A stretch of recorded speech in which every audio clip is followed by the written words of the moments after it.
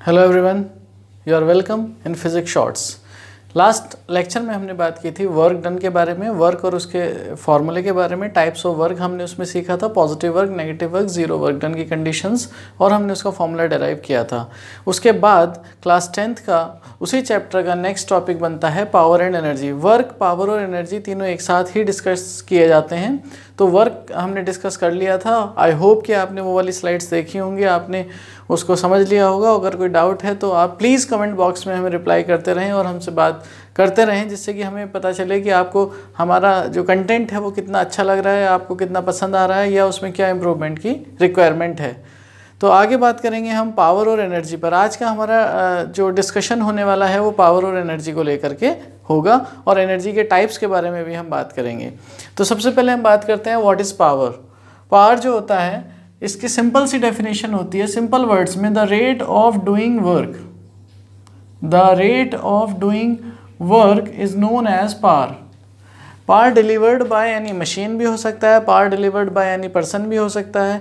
तो power spent by machine भी आता है, पावर स्पेंट बाय पर्सन भी आता है। जब हम कोई काम करते हैं तो उसमें हमारी एनर्जी खर्च होती है, उसमें जब हम वर्क करते हैं तो हम अपनी पावर के अकॉर्डिंग कर पाते हैं। जैसे कि एक पर्सन है, एक पर्सन एक काम को 10 मिनट्स में कंप्लीट कर लेते हैं, और दूसरे पर्सन वही सिमिलर काम को 5 मिनट्स में कंप्लीट कर लेते हैं। इसका मतलब दूसरे वाले पर्सन की पावर ज़्यादा है और पहले वाले पर्सन की पावर कम है। तो इस बात को हम कैसे समझते हैं? फॉर्मूला देखिए आप यहाँ पर, P is equal to rate. जब कहीं पर भी रेट वर्ड आएगा, आप कभी भी याद रखिएगा किसी भी डेफिनेशन में अगर रेट वर्ड आता है तो रेट का मतलब ये हुआ कि आपको डिवाइड बाई टाइम करना है, विद रिस्पेक्ट टू टाइम आपको आंसर निकालना है। तो rate P is equal to rate of doing work. Work के लिए W सिंबल होता है, या फिर वर्क लिख सकते हैं आप, डिवाइडेड बाय टाइम, और ये हो जाती है power spent by the machine या power spent by the person. तो अगर हम इनके सिंबल्स में चले जाएं तो P is equal to W upon T, और ये बन जाता है इसका फॉर्मूला। सिंपल सी डेफिनेशन है, सिंपल सा फॉर्मूला है, power equal to W upon T। अब बात करेंगे कि ये कैसा इसका नेचर होता है। वर्क एक स्केलर क्वांटिटी है, टाइम एक स्केलर क्वांटिटी है। स्केलर बाय स्केलर करेंगे तो आंसर स्केलर ही आएगा। तो power is a scalar quantity, तो इसमें कोई डायरेक्शन की ज़रूरत नहीं होती है। दूसरी बात करेंगे इसकी यूनिट पर। यूनिट अगर हमें निकालनी है तो unit of P will be equal to unit of W by unit of T। Work की यूनिट को टाइम की यूनिट से आप डिवाइड कर दीजिए और आप आंसर पा जाएंगे। तो वर्क की यूनिट होती है जूल, टाइम की यूनिट होती है सेकंड। तो अगर आप यूनिट ऑफ पावर निकालना चाहते हैं, यूनिट ऑफ पावर, तो ये बन जाएगी जूल पर सेकंड। इसको आप ऐसे लिख सकते हैं, जूल पर सेकंड। तो ऐसा यूनिट जो है पावर की, दैट इज जूल पर सेकंड, जिसको हम वॉट के नाम से जानते हैं, और इसको WATT करके लिखते हैं। सिंबल है इसका capital W। So what is equal two joule पर सेकेंड, ऐसे हो जाता है। और अगर हम यहाँ से 1 वॉट पावर की बात करें, 1 वॉट, किसी मशीन की पावर 1 वॉट है, या किसी पर्सन की पावर 1 वॉट कब कहलाएगी? तो हम इसको ऐसे पढ़ लेंगे कि 1 जूल का वर्क अगर कोई पर्सन 1 सेकेंड में कंप्लीट कर लेते हैं, if a work of 1 joule is done by any person in 1 second, power spent by that person would be 1 what. बहुत सिंपल सा एक्सप्रेशन है। तो ये हो गई डेफिनेशन ऑफ 1 वॉट। आपने पावर को समझ लिया, आपने उसके फॉर्मूला समझ लिया, आपने उसकी यूनिट समझ ली, आपने वो यूनिट की डेफिनेशन समझ ली। अब हम आगे बात कर लेते हैं फैक्टर्स अफेक्टिंग पावर। ये जो पावर है वो किन किन फैक्टर्स पर डिपेंड करती है? तो जैसे कि आप देख पा रहे हैं यहाँ पे, power is equal to work upon time. तो 2 बातों पे डिपेंड करता है। फर्स्ट फैक्टर हो जाएगा वर्क, कितना वर्क किया गया है, और अगर आपको वर्क से कंपेयर करना है तो आपको टाइम सेम लेना पड़ेगा। फॉर एग्जाम्पल, एक पर्सन है A और एक पर्सन है B। ये 2 पर्सन्स हैं और दोनों को कहा कि 10 मिनट्स का टाइम है आपके पास, दोनों के पास 10 मिनट्स का टाइम है, और इनको कुछ वर्क करने को कह दिया गया। मान लीजिए कि एक गाड़ी को लोड करना था, एक गाड़ी में सामान उठा के भरना था, उसको हम बात कर रहे हैं। तो 10 मिनट्स में जो पर्सन ज़्यादा वर्क कर देगा, मान लीजिए कि जो पर्सन A हैं उन्होंने तो बहुत ज़्यादा सामान लोड कर दिया है पर्सन B के कंपैरिजन में, तो जिन्होंने ज़्यादा वर्क किया है उनकी पावर ज़्यादा होगी। इसका मतलब ये हुआ कि अगर टाइम सेम है तो इसका मीनिंग ये हुआ कि power is directly proportional to work if time remains constant, T is equal to constant. तो सेम टाइम में जो ज़्यादा वर्क करेगा उस पर पावर डिपेंड करेगी। डायरेक्टली प्रोपोर्शनल फॉर्मूले से भी आपको समझ में आ जाएगा, P directly proportional to W है, P is inversely proportional to time है। तो फर्स्ट फैक्टर था पावर का वर्क सेम टाइम में अगर आप 2, 3 या 4 कितने भी पर्सन्स की पावर या मशीन्स की पावर को कंपेयर करना चाहते हैं तो आपको क्या देखना होगा कि सेम टाइम में जिसने ज़्यादा वर्क किया उसकी पावर ज़्यादा हो गई, डायरेक्ट। सेकेंड फैक्टर आता है इसमें टाइम में क्या बात होगी, अगर आपने 2 पर्सन्स हैं और उनको सेम वर्क करने को कहा कि एक पूरी गाड़ी लोड कर देनी है, एक गाड़ी में सामान भर देना है पूरा, पर्सन ए ने, इसका मतलब वर्क तो सेम करना है दोनों को। अगर W सेम है दोनों के लिए और ए ने वो काम कर दिया 20 मिनट्स में, बी ने वो काम किया 30 मिनट्स में, तो जिसने कम टाइम में वो काम किया है इसकी P जो पावर ऑफ A है that would be greater than power spent by B। तो कैसे पता चला आपको, सेम वर्क जिसने कम टाइम में किया, क्योंकि कम टाइम ज़्यादा power is inversely proportional to time. तो ये रिलेशन आपको बता देता है। 2 फैक्टर यहाँ पर आपको मिल गए हैं पावर कैलकुलेट करने के लिए। P डिपेंड करता है वर्क डन पर और दूसरा वो डिपेंड करता है टाइम पर।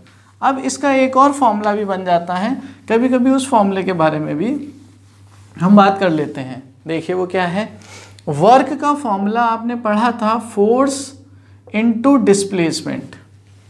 फोर्स इनटू डिस्प्लेसमेंट होता है और डिवाइड बाय टाइम कर दीजिए,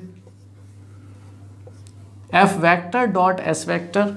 ये जनरल फॉर्मूला हमने वर्क वाले डिस्कशन में कर लिया था complete. F vector dot S vector है और आपको चाहिए पावर, तो आप यहाँ पर F vector dot S vector divide by time कर सकते हैं, क्योंकि स्केलर क्वांटिटी है, आप डिवाइड कर सकते हो, मल्टीप्लिकेशन में कोई प्रॉब्लम नहीं होती है। अब डिस्प्लेसमेंट अपॉन टाइम को वेलोसिटी कहते हैं, ये आपको पता होगा। तो F vector dot V vector, this is another formula of power. So power calculate करने का ये दूसरा फॉर्मूला हो गया है हमारे पास, फोर्स इनटू वेलोसिटी। अगर आपको वेलोसिटी पता है तो फिर आप फोर्स और वेलोसिटी के प्रोडक्ट से power spent by the machine या जो भी डूअर है उससे उसकी पावर आप कैलकुलेट कर सकते हैं। That is the simple one. अब यहाँ पर पावर की डिफरेंट यूनिट्स भी आती हैं। SI यूनिट तो हमने डिस्कस कर ली है, दैट इज़ वॉट। इसके अलावा अगर आपको और बड़ी यूनिट्स चाहिए, ज़्यादा पावर की बात हो रही होगी, तो अदर यूनिट्स ऑफ पावर, जो अदर यूनिट्स हैं उसमें तो कुछ जैसे किलोवाट बड़ी यूनिट आ जाती है, और मेगावाट इसको कैपिटल M से रिप्रेजेंट कर देते हैं। किलो में क्या होता है, 1 kilowatt equals to 10 raise to the power 3 watt होते हैं, 1000 वाट होते हैं। दूसरा 1 megawatt equals to 10 raise to the power 6 watt होते हैं। और भी बड़ी वैल्यूज़ हो सकती हैं जो बिगर, आपको अगर पावर की यूनिट्स चाहिए तो आप और प्रीफिक्सेस लगा के उनका रिलेशन बना सकते हैं। That is simple one.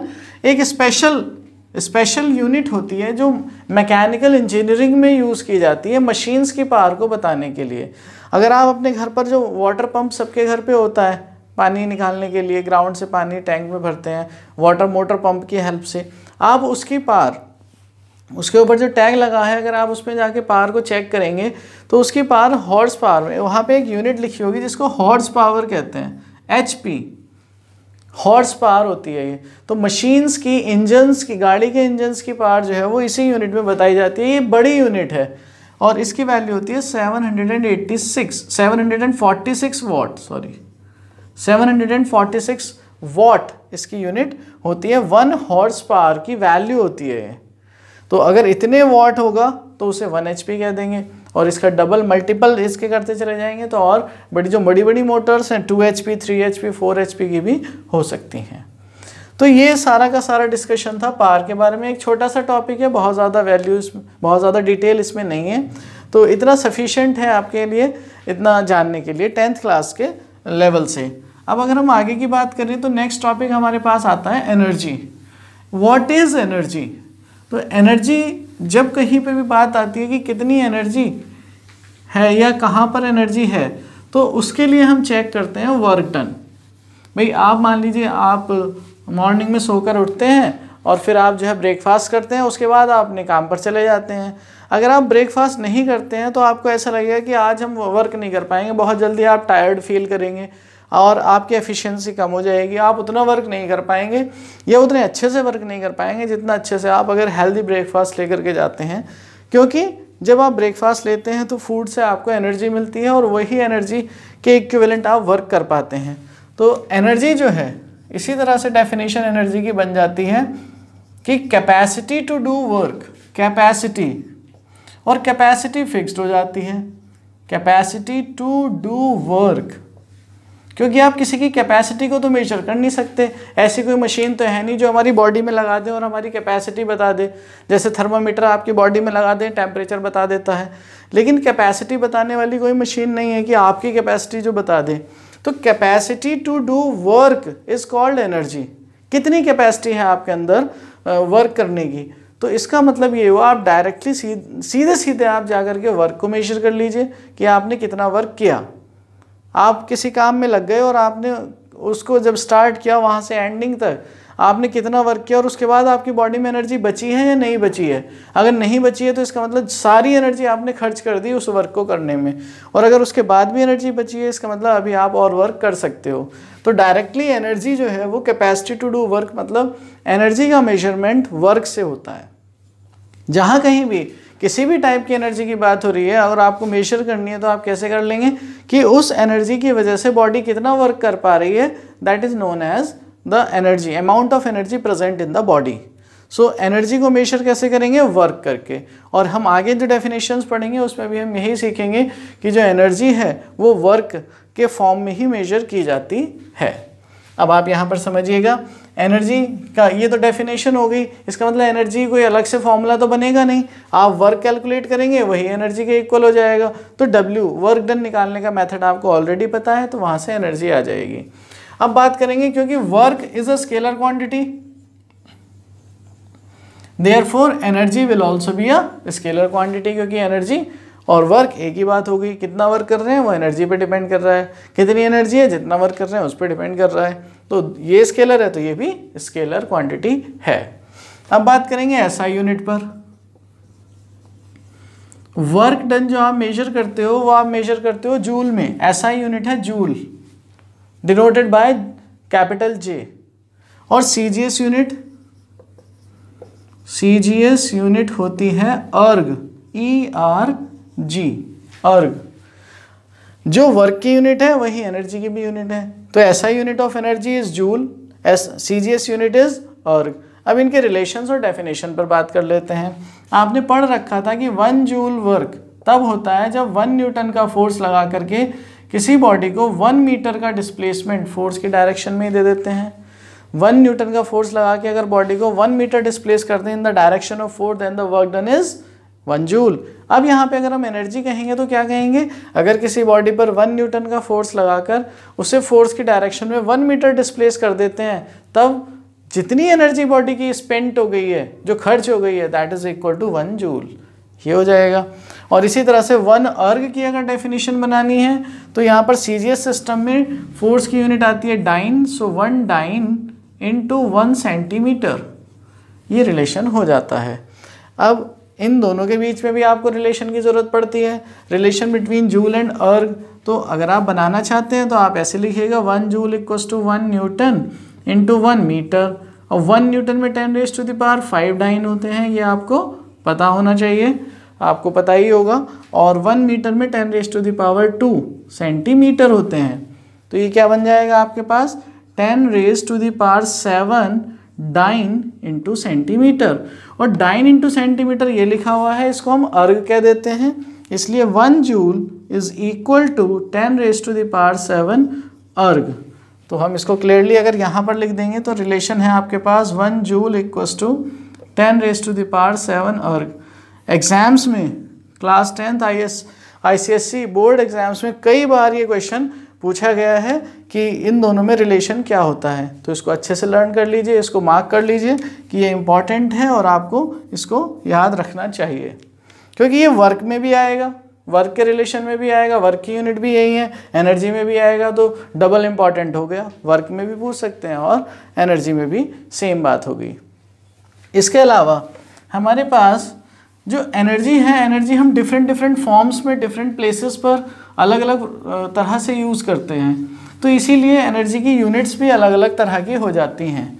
जैसे जो फूड मटेरियल होंगे, जितने भी, अगर आप कोई फूड मटेरियल इस टाइम आप वीडियो देखते हुए अगर आप चेक कर रहे होंगे, कुछ खा पी रहे होंगे, आपके पास कोई फूड पैकेट है, तो आप उस पर देखिएगा कि उसके ऊपर एनर्जी लिखी होती है कि जब जो आप ये फूड मटेरियल खा रहे हो, जो पैक्ड मटेरियल है, तो या कोल्ड ड्रिंक आप पी रहे हो, तो उन बॉटल्स के ऊपर भी लिखा होगा कि कितनी एनर्जी वो आपकी बॉडी को प्रोवाइड करेंगे।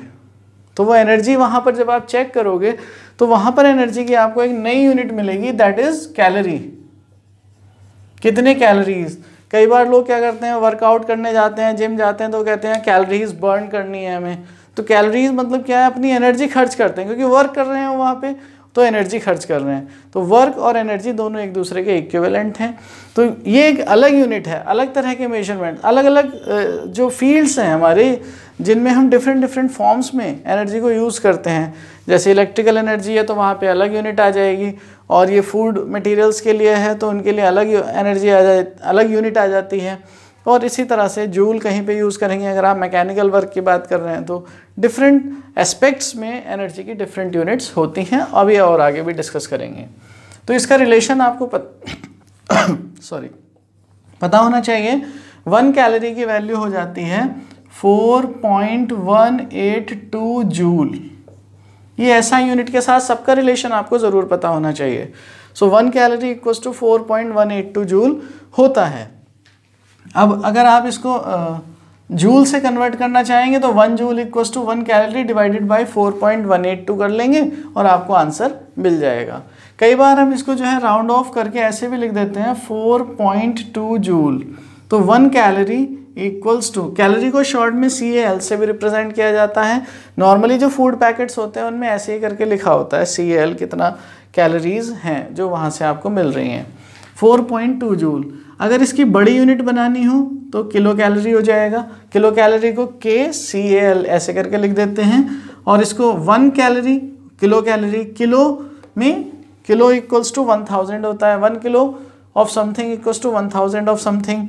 तो 1000 से अगर आप इसको मल्टीप्लाई करेंगे तो 4200 जूल ये रिलेशन मिल जाएगा आपको 1 किलो कैलोरी के लिए। तो एक यूनिट ये हो गई आपके पास।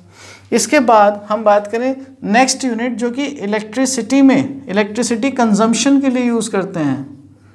इलेक्ट्रिसिटी कंजम्पशन के लिए एनर्जी की यूनिट, वहाँ पर भी आप इलेक्ट्रिसिटी, जब आप इलेक्ट्रिसिटी कंज्यूम कर रहे हैं, आप फैन, बल्ब, लाइट और वॉशिंग मशीन, रेफ्रिजरेटर, कोई भी अप्लायंस अगर आपने रन कराया हुआ है, इलेक्ट्रिसिटी पर ही सब रन होते हैं, तो वहाँ पर आप इलेक्ट्रिकल एनर्जी कंज्यूम कर रहे हैं, और वही इलेक्ट्रिकल एनर्जी कंज्यूम करने का आपको गवर्नमेंट को बिल पे करना पड़ता है।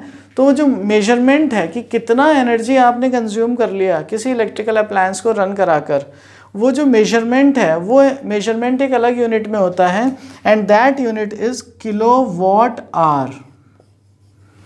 किलोवाट आवर ये होती है कमर्शियल यूनिट ऑफ एनर्जी। इसको क्या कहते हैं हम? कमर्शियल यूनिट कह देते हैं, क्योंकि commercial is related to money, और आप पे करते हो इसके फॉर्म में डायरेक्टली। कितनी एनर्जी होगी उसी की कॉस्ट गिवन होती है। आपने देखा होगा कि जो मीटर रीडिंग होती है उसमें यूनिट्स बोलते हैं कि कितने यूनिट्स का बिल जनरेट हुआ है, 100, 200 या 800, 10 या 1000 कुछ करके। तो वो सारी जो यूनिट्स हैं that is actually kilowatt hour, और 1 यूनिट की वैल्यू फिक्स्ड होती है। ये अलग अलग प्लेसेस पर अलग अलग, इसका जो अलग अलग स्टेट गवर्नमेंट्स हैं उन्होंने अपने प्राइसेस फिक्स किए हुए हैं। तो डायरेक्ट पेमेंट करते हैं हम किलोवाट आवर के फॉर्म में। तो कमर्शियल यूनिट जो है इलेक्ट्रिकल एनर्जी की है, ये कमर्शियल यूनिट है किलोवाट आवर। और 1 किलोवाट आवर का रिलेशन क्या होता है, अब हम ये डराइव करेंगे। अब पहले तो आप ये समझ लीजिए कि ये यूनिट बनी कैसे है। तो ये यूनिट जो बनी है वो पावर के फॉर्मूले से बनी है। Formula of power. P is equals to, अभी आपको बताया था, W/T। W मतलब वर्क डन, वर्क की जगह आप एनर्जी भी लिख सकते हो। So energy spent per unit time. अगर आपको एनर्जी बनानी है तो energy will be equal to power into time हो जाएगा, और पावर की एसआई यूनिट है वॉट, और टाइम की एसआई यूनिट है सेकंड। वॉट इंटू सेकेंड को हम क्या कह देते हैं, जूल। ये रिलेशन भी है इनका। लेकिन अगर आप देखिए, कुछ सेकंड्स के लिए तो आप किसी अप्लायंस को यूज़ करते नहीं हैं। हर एक अप्लायंस की अपनी पावर होती है जो वॉट में ही बताई जाती है। जैसे आप एक बल्ब खरीद के लाए तो 9 वॉट का बल्ब हो गया, 18 वॉट का बल्ब हो गया, तो वो उतनी पावर हो गई मल्टीप्लाइड बाई कितने टाइम के लिए आप उसको रन करा रहे हो, 1 आवर के लिए, 2 आवर्स के लिए। इसलिए, और घर में एक अप्लायंस तो होता नहीं है, बहुत सारे बल्ब्स होते हैं, बहुत सारे फैंस होते हैं, टीवी होता है, बहुत सारे अप्लायंसेस होते हैं, तो सबकी पावर मिलकर के 1000 वॉट से बड़ी हो जाती है। इसीलिए कन्वीनियंटली हम इसको किलो वॉट में मेजर कर देते हैं, और फिर कितने टाइम के लिए आप उसे यूज़ कर रहे हैं वो आवर्स में ले लेते हैं। तो इस तरह से किलो वॉट आवर एनर्जी की यूनिट बन जाती है, किलो वॉट आवर एनर्जी की यूनिट बन जाती है। अच्छा, यहाँ से एक बात याद आ रही है कि पावर और एनर्जी, इन दोनों की रिलेटेड यूनिट्स हो गई kilo watt and kilo watt hour. ये क्वेश्चन बोर्ड एग्जाम्स में बहुत पूछा जाता है, क्लास 10th स्पेशली नोटिस करेंगे। वो लिख के दे देते हैं, these units belongs to which quantities. आपको क्वांटिटीज़ के नेम बताने होते हैं, किलोवाट और किलोवाट आवर। तो सिंपल सा आंसर है, किलोवाट पावर की यूनिट है, किलोवाट आवर एनर्जी की यूनिट है। इस तरह से आप एक क्वेश्चन और आपको मिल गया इंपॉर्टेंट बोर्ड्स के लिए, आप देखते रहिए इसे। तो एनर्जी की यूनिट आपके पास हो गई है unit of energy, that is kilowatt hour. अब हम इसकी डेफिनेशन और इसका रिलेशन हम फाइंड आउट करना चाहेंगे कि 1 किलोवाट आवर, क्योंकि एसआई यूनिट के साथ सबका रिलेशन ज़रूर पता होना चाहिए हमें, एसआई यूनिट के साथ। So 1 kilowatt hour equals to how many joules, 1 kilowatt hours. Kilowatt में किलो मीन्स 1000 वॉट हो गए, मल्टीप्लाइड बाय 1 आवर में कितने, 60 मिनट्स, ये तो इतने मिनट्स हो गए, मल्टीप्लाइड बाय 60 कर देंगे तो इतने सेकंड्स हो गए। और यहाँ पर लिखा हुआ है वॉट इंटू सेकेंड को जूल कहते हैं। इट मीन्स दैट 60 इंटू 60 तो हो गया 3600, और ये साथ में 10 की पावर 3 भी है, वॉट इंटू सेकेंड। और जो वॉट इंटू सेकेंड है दिस इज जूल। तो ये आंसर आ जाएगा आपके पास 3.6 into 10 raise to the power 6 joule. Another important relation for board exams, 1 kilowatt hour equals to 3.6 into 10 raised to the power 6 joule। ठीक है, ये हो गई आपके पास एनर्जी की यूनिट। एक अलग तरह का डिपार्टमेंट है, मतलब डिपार्टमेंट क्या है, एक अलग फील्ड है जहाँ पर आप एनर्जी की तो हर जगह ही ज़रूरत पड़ती है। तो जो एटॉमिक लेवल पर बात करेंगे, एटम्स की एनर्जी के बारे में, या चार्ज पार्टिकल्स की एनर्जी के बारे में, आयंस की एनर्जी के बारे में, तो वहाँ पर जो एनर्जी की यूनिट होती है वो एक अलग यूनिट है, that is electron volt. Electron volt atomic particles के लिए, एटॉमिक लेवल पर एनर्जी की ये वाली यूनिट हम यूज़ करते हैं, जिसको इलेक्ट्रॉन वोल्ट कहा जाता है। Electron volt. अब ये क्या होता है, देखिए 1 इलेक्ट्रॉन को एक्चुअल में काइनेटिक एनर्जी का फॉर्मूला होता है Q इंटू वी। एनर्जी का फॉर्मूला होता है Q इंटू वी। तो Q चार्ज और V potential difference. Q charge के पार्टिकल को अगर V पोटेंशियल डिफरेंस से एक्सेलरेट किया जाए, मूव कराया जाए, तो उसके अंदर जो एनर्जी होती है वो Q इंटू वी हो जाती है। और अगर Q की जगह हम वो चार्ज पार्टिकल अगर इलेक्ट्रॉन हो जाए, मतलब 1 इलेक्ट्रॉन को अगर हम मूव करा रहे हो किसी पोटेंशियल डिफरेंस से, तो Q की जगह पे आ जाता है E, और 1 वोल्ट, ये इलेक्ट्रॉन वोल्ट इस तरह से एनर्जी की यूनिट बन जाती है। तो 1 इलेक्ट्रॉन वोल्ट की डेफिनेशन अगर आपको बनानी है तो हम कहेंगे अगर 1 इलेक्ट्रॉन को 1 वोल्ट के पोटेंशियल डिफरेंस से मूव कराते हैं तब उसकी काइनेटिक एनर्जी 1 इलेक्ट्रॉन वोल्ट होती है। If an electron is being accelerated by a potential difference of 1 volt, then the kinetic energy possessed by the electron is 1 electron volt. और 1 electron के लिए चार्ज की वैल्यू 1.6 × 10⁻⁻19 कूलम, और volt जो होता है 1 वोल्ट हमने कहा पोटेंशियल डिफरेंस है, तो 1 वोल्ट, ये वोल्ट इंटू कूलम जो है एक्चुअल में एनर्जी बन जाती है V के फॉर्मूले से ही। तो यहाँ पर आंसर आ जाता है 1.6 × 10⁻⁻19 joule. This is the another relation for atomic particles. तो एनर्जी का बेसिक इंट्रोडक्शन कंप्लीट हुआ, और ये वाली फर्स्ट यूनिट जो है वो आपकी कंप्लीट हो गई, जिसमें वर्क, पावर और एनर्जी का इंट्रोडक्शन था।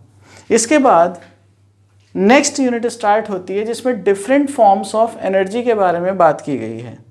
और डिफरेंट फॉर्म्स ऑफ एनर्जी में भी सबसे पहले हम बात करेंगे मैकेनिकल एनर्जी की। जो मैकेनिकल एनर्जी है उसके 2 पार्ट्स होते हैं। मैकेनिकल एनर्जी के 2 पार्ट्स होते हैं, एक होता है पोटेंशियल एनर्जी और दूसरा होता है काइनेटिक एनर्जी। तो हमें इस वाली यूनिट में first of all we have to talk about mechanical energy, जिसके 2 पार्ट्स हैं। मैकेनिकल एनर्जी के 2 पार्ट्स आपको मिलेंगे, that is potential energy and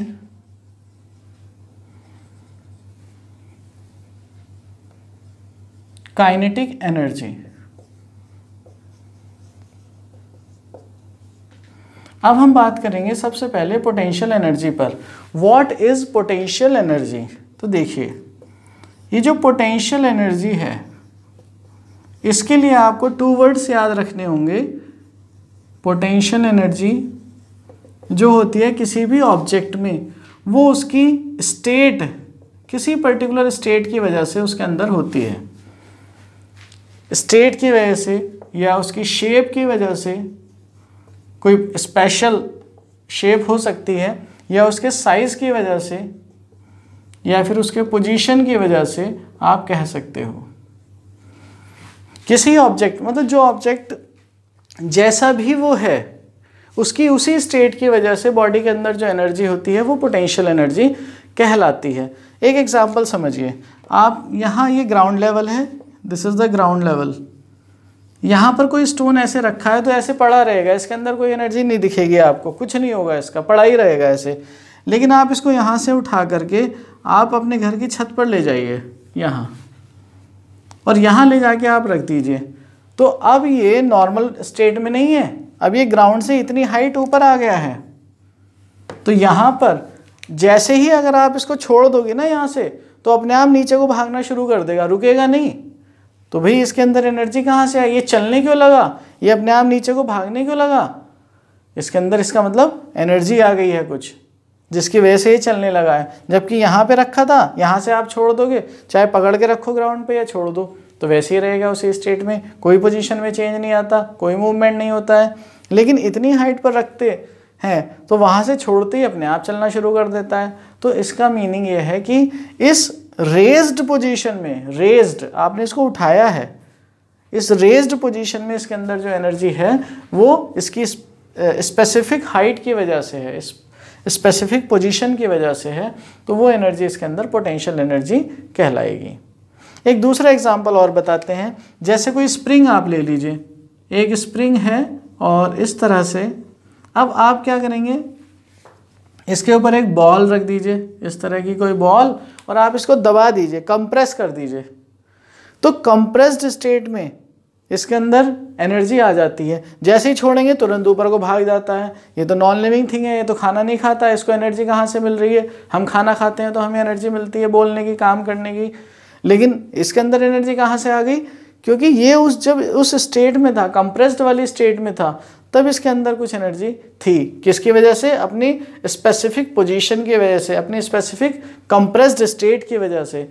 तो इस तरह से किसी बॉडी के अंदर जो उसकी स्पेसिफिक स्टेट की वजह से जो एनर्जी होती है, उस एनर्जी को हम कहते हैं potential energy, that is known as the potential energy. अब ये तो थी बेसिक डेफिनेशन पोटेंशियल एनर्जी की, कि किसी भी ऑब्जेक्ट में उसकी स्पेसिफिक स्टेट की वजह से या फिर शेप और साइज की वजह से जो एनर्जी होती है, that is known as the potential energy. Now we will talk about types of potential energies. ये जो पोटेंशियल एनर्जी है ये होती है टू टाइप्स की, क्योंकि दो ही तरह की स्थिति हो सकती हैं। और वो क्या क्या है? सबसे पहला टाइप इसमें आता है gravitational potential energy. Gravitational potential energy, short में पीई लिख दिया। और सेकंड वाली आती है elastic potential energy. Gravitational potential energy और इलास्टिक पोटेंशियल एनर्जी। ग्रेविटेशनल आपको नाम से ही समझ में आ रहा होगा, कुछ ग्रेविटी से रिलेटेड होगा, और इलास्टिक अभी बताएंगे कि क्या होता है। तो सबसे पहले आप समझिएगा what is gravitational potential energy. तो देखिए, अभी आपको जो हमने स्टोन वाला एग्जाम्पल दिया, उसमें जब ग्राउंड लेवल पर आपने स्टोन को रखा था तो कोई प्रॉब्लम नहीं थी, आराम से रखा हुआ था। लेकिन जब आपने इसको उठा करके ऊपर ले गए हो, तब जैसे ही आपने वहाँ से छोड़ दिया तो मूव करने लग गया। तो उस रेज्ड पोजीशन में उसके अंदर एनर्जी आ गई। कहाँ से आई?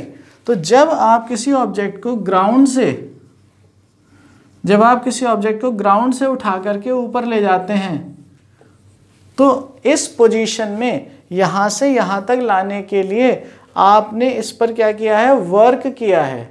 आपने यहाँ से यहाँ तक लाने के लिए इस पर वर्क किया है। तो जो वर्क आपने इसको यहाँ से यहाँ लाने में किया है, वही वर्क इसके अंदर एनर्जी के फॉर्म में स्टोर हो जाता है। जैसे हमने आपको बताया था एनर्जी की डेफिनेशन में कि एनर्जी क्या है? The amount of work done is equal to energy. हमेशा एनर्जी कैसे निकाली जाएगी कि कितना वर्क आपने कर दिया, वही वर्क बॉडी के अंदर स्टोर हो जाता है in the form of energy. तो जब आप यहाँ से उठा करके यहाँ ले गए हैं तो आपने कितना वर्क किया है, वही वर्क इसके अंदर एनर्जी के फॉर्म में स्टोर हो जाता है। तो मान लीजिए कि ये जो ऑब्जेक्ट है इसका मास है m, और जब आप इसको उठा करके यहाँ से ले गए हैं तो कितनी हाइट तक ले गए हैं आप? h हाइट तक आप ले गए हैं। h हाइट तक आप ले गए हैं यहाँ से। तो फिर h के बाद क्या होगा कि mg इसका वेट बन जाएगा।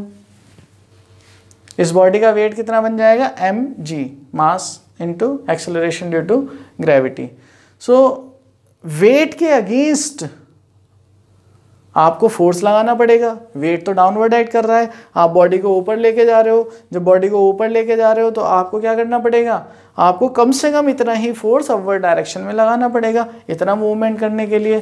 तो हमारे पास फॉर्मूला होता है वर्क डन का, जो हम पहले पढ़ चुके हैं। Work is equal to, basic formula है फोर्स इनटू डिस्प्लेसमेंट। अब क्योंकि आपने फोर्स अपवर्ड डायरेक्शन में लगाया, बॉडी भी मूव अपवर्ड कर गई है, अपवर्ड डायरेक्शन में फोर्स लगाया, अपवर्ड ही मूवमेंट आपने कर दिया है, तो फिर क्या हो जाएगा? फोर्स देखिएगा mg, और डिस्प्लेसमेंट कितना हो जाएगा? अपवर्ड डायरेक्शन में h। तो ये बन जाएगा आपके पास mgh। This is the amount of work done. आपने बॉडी को यहाँ से उठाकर यहाँ तक ले जाने के लिए कितना वर्क किया? mgh। यही वर्क इस बॉडी के अंदर स्टोर हो जाता है in the form of potential energy, जिसको हम क्या कहते हैं? ग्रेविटेशनल पोटेंशियल एनर्जी कहते हैं। तो ग्रेविटेशनल पोटेंशियल एनर्जी को हम रिप्रेजेंट करते हैं U से, और U की वैल्यू क्या हो जाएगी आपके पास? mgh। This is the formula of gravitational potential energy. किसी भी ऑब्जेक्ट को ऊपर ले जाने में आपको ग्रेविटी के अगेंस्ट फोर्स लगाना पड़ता है, और आप वर्क कर रहे होते हैं अगेंस्ट द ग्रेविटी। इसीलिए एक और एग्जांपल इतना अच्छा सा है कि जब आप ऊपर चढ़ते हैं, आप स्टेयर्स चढ़ के ऊपर जाते हैं तो आप थक जाते हैं। क्यों थक जाते हैं? क्योंकि आप वर्क कर रहे होते हैं, आप अपनी एनर्जी खर्च कर रहे होते हैं। किसके अगेंस्ट? Against the gravity. आप अपने वेट को ऊपर उठा के ले जा रहे होते हैं उतनी हाइट तक जहाँ पे भी आप पहुँच रहे हैं। तो आप इतनी एनर्जी mgh, जितना आपका मास है और जो जितनी हाइट तक आप चले गए उन दोनों के प्रोपोर्शनल। जी तो कांस्टेंट नॉर्मली होता ही है।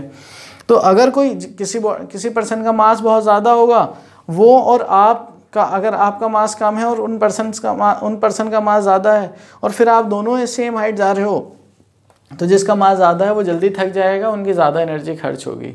जिसका मास कम है वो कम देर से थकेगा। और या फिर ऐसे कह सकते हैं कि वो सेम एनर्जी अगर खर्च करें तो ज़्यादा हाइट तक जा सकते हैं।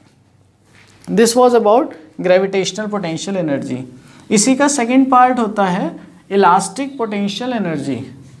इलास्टिक पोटेंशियल एनर्जी किसे कहते हैं?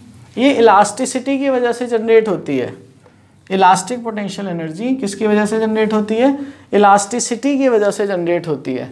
व्हाट इज इलास्टिसिटी, ये समझ लीजिए। देखिए कुछ ऑब्जेक्ट ऐसे होते हैं जिन पे आप फोर्स लगाएं तो वो डिफॉर्म हो जाती हैं, और फोर्स हटा लें तो अपनी ओरिजिनल पोजीशन में वापस आ जाती हैं। एक टेनिस बॉल को आप दबा दीजिए तो वो कंप्रेस हो जाएगी, शेप बदल जाएगी, फोर्स हटा लीजिए वापस अपनी पोजीशन में आ जाएगी। एक रबर बैंड को खींच लीजिए फोर्स लगा के तो उसकी लेंथ बढ़ जाएगी, शेप चेंज हो जाएगी, साइज चेंज हो जाएगा, फोर्स हटा लीजिए वापस अपनी ओरिजिनल पोजीशन में आ जाएगी। तो क्या होता है, ये जो प्रॉपर्टी है मटेरियल्स की, दिस इज कॉल्ड इलास्टिसिटी, कि when some force is applied on the body then the body is deformed, and on the removal of force the body regains its complete original shape and size. This property is known as the elasticity of the body. तो elasticity ये भी क्या है, अब क्योंकि वहाँ पे भी हम वर्क कर रहे हैं, कुछ ना कुछ बॉडी की जो शेप है वो चेंज हो रही है, बॉडी डिफॉर्म हो रही है, तो उस पर्टिकुलर पोजीशन में बॉडी के अंदर एनर्जी स्टोर हो जाती है। जैसे एक एग्जांपल अभी आपको बताया था कि आपके पास एक स्प्रिंग है, आपने उस स्प्रिंग के ऊपर बॉल को रखा था और फिर आपने दबा दिया। जब आपने इस स्प्रिंग को दबा दिया था तो इस कंप्रेस्ड वाली स्टेट में इसके अंदर इलास्टिक पोटेंशियल एनर्जी स्टोर हो जाती है, और जैसे ही आप फोर्स हटाते हो यही एनर्जी से ये वापस अपनी ओरिजिनल शेप में पहुंच जाता है। फाइन। सो क्या होता है इलास्टिक पोटेंशियल एनर्जी, कि जब आप किसी बॉडी पर फोर्स लगाकर उसे डिफॉर्म कर देते हैं, उसका शेप या साइज चेंज कर देते हैं, तब ऐसा करने में आपने कुछ ना कुछ वर्क बॉडी के ऊपर किया होता है, और वही वर्क बॉडी के अंदर इलास्टिक पोटेंशियल एनर्जी के फॉर्म में स्टोर हो जाता है। जब आप फोर्स हटा लेते हैं तो दैट एनर्जी, जो वर्क आपने किया था, जो स्टोर हो गया था इलास्टिक पोटेंशियल एनर्जी के फॉर्म में, वही एनर्जी से बॉडी वर्क करती है। जैसे एक और एग्जांपल लीजिए, आपने देखा होगा, ये एक एग्जांपल है बो एंड एरो वाला। बो एंड एरो की कंडीशन में क्या होता है, जो बो की स्ट्रिंग होती है, इस स्ट्रिंग को आपने स्ट्रेच किया, ऐसे करके आपने स्ट्रेच किया, तो स्ट्रेच्ड पोजीशन में इसके अंदर होती है एनर्जी, क्योंकि आपने वर्क किया, आपने फोर्स लगाया, आपने डिस्प्लेस किया, तो आपने वर्क कर दिया तो इसके अंदर एनर्जी स्टोर हो गई। जैसे ही आप इसके ऊपर एरो रख देते हैं, एरो रख के जब आप इसे छोड़ देते हैं, तो ये जो बो की एनर्जी है, जो स्ट्रिंग की एनर्जी है, वो स्ट्रिंग अपनी पोटेंशियल एनर्जी इसको दे देता है, और उस एनर्जी से एरो मूव कर जाता है फॉरवर्ड डायरेक्शन में। तो यही एनर्जी का ट्रांसफ़र हो जाता है from one form to the another form. तो ये कुछ एग्जाम्पल्स थे इलास्टिक पोटेंशियल एनर्जी के बारे में, और कुछ हमने डिस्कस किए ग्रेविटेशनल पोटेंशियल एनर्जी के बारे में। इसके बाद जो हमारा नेक्स्ट टॉपिक है दैट इज़ काइनेटिक एनर्जी, और इसको हम डिस्कस करेंगे नेक्स्ट सेशन में। आई होप आपको ये सेशन पसंद आएगा, और जो भी कुछ आपके डाउट्स रहेंगे वो प्लीज़ कमेंट बॉक्स में मेंशन करिएगा, और अगर आपको अच्छा लगता है और आप इसको लाइक करते हैं तो please do mention in the comment box. हमें बताते रहिए कि हमें अगर और इम्प्रूवमेंट की रिक्वायरमेंट है तो हम क्या कर सकते हैं, we will think over it. और आप और आगे किस टॉपिक पर नेक्स्ट सेशन चाहते हैं वो भी हमें सजेस्ट करते रहिए। We will try to give all the solutions for your queries, और हम आगे भी आने वाले टाइम में जो रेगुलर कोर्स है, जो रेगुलर सिलेबस है, उसको पूरा कवर करेंगे according to the both CBSE books and ICSE books. तो इसके लिए प्लीज़ हमसे जुड़े रहिए, चैनल को सब्सक्राइब करिए, लाइक करिए, और जो कुछ भी है वो बताते रहेंगे। Till then be safe, keep studying. Thank you and remain at home.